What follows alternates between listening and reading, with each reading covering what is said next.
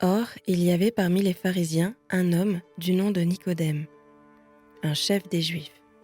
Il vint de nuit trouver Jésus et lui dit : « Maître, nous savons que tu es un enseignant envoyé par Dieu, car personne ne peut faire ces signes miraculeux que tu fais si Dieu n'est pas avec lui. » Jésus lui répondit : « En vérité, je te le dis, à moins de naître de nouveau, personne ne peut voir le royaume de Dieu. » Nicodème lui dit : « Comment un homme peut-il naître quand il est vieux ? Peut-il une seconde fois entrer dans le ventre de sa mère et naître ? » Jésus lui répondit : « En vérité, je te le dis, à moins de naître d'eau et d'esprit, on ne peut entrer dans le royaume de Dieu. Ce qui est né de parents humains est humain, et ce qui est né de l'esprit est esprit. Ne t'étonne pas que je t'ai dit, il faut que vous naissiez de nouveau. Le vent souffle où il veut, et tu en entends le bruit, mais tu ne sais pas d'où il vient, ni où il va.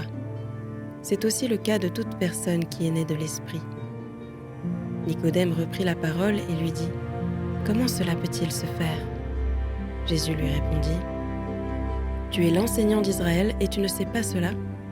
En vérité, je te le dis, nous disons ce que nous savons et nous rendons témoignage de ce que nous avons vu, et vous ne recevez pas notre témoignage. Si vous ne croyez pas quand je vous parle des réalités terrestres, comment croirez-vous si je vous parle des réalités célestes ? Personne n'est monté au ciel, sinon celui qui est descendu du ciel, le Fils de l'homme.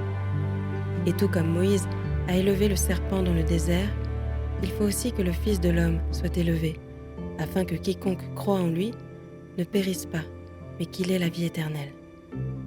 En effet, Dieu a tant aimé le monde qu'il a donné son Fils unique, afin que quiconque croit en lui ne périsse pas, mais ait la vie éternelle. Dieu, en effet, n'a pas envoyé son Fils dans le monde pour juger le monde, mais pour que le monde soit sauvé par lui.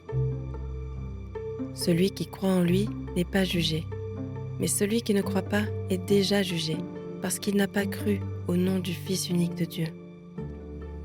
Et voici quel est ce jugement. La lumière est venue dans le monde, et les hommes ont préféré les ténèbres à la lumière, parce que leur manière d'agir était mauvaise. En effet, toute personne qui fait le mal déteste la lumière, et elle ne vient pas à la lumière pour éviter que ses actes soient dévoilés.